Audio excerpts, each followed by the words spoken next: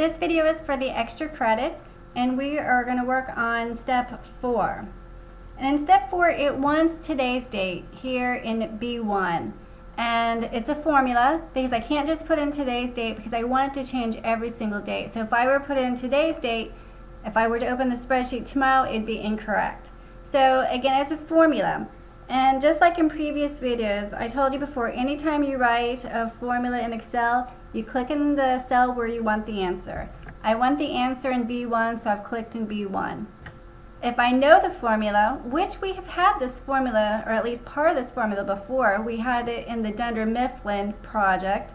If I know it right off, I can put enter.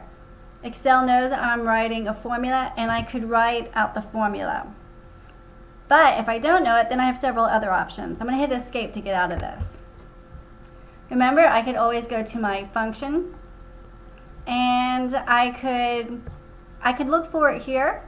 I mean, I kind of know what I'm looking for, so that's one option. I'm going to hit escape to get out of that. I could also go up to formulas up here, because they have my formulas, most of my formulas, and they have them grouped. Well, I know I'm writing today's date, so I'm going to go to date and time.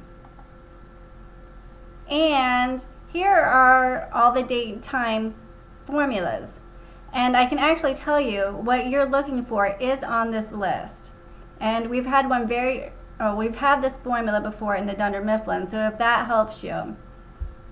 So if that's not working, if you don't know, from this list, again, you could choose, let's say, date looks good, but it's not quite right.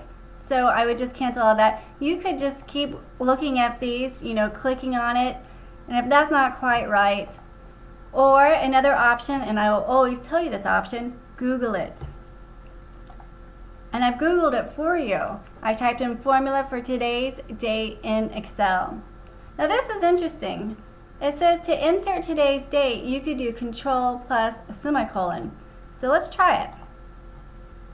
Control, semicolon. And oh my goodness, look, there is today's date.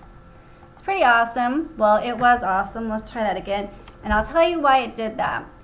If I go to home, it's not formatted correctly. Remember we did formats in the previous one, and this is set up as a number. I might change it as a short date. And if I click out, click back, I can look up in the formula bar, and it's not right. It's not what you want to do because it just inserted today's date. But if I were to open this spreadsheet tomorrow, it's still going to have the 10/16/2019 because it is not a formula. So that's not what you want to do. So if we go back out to Google, I happen to see the answer. Perhaps today function might be a great option for you.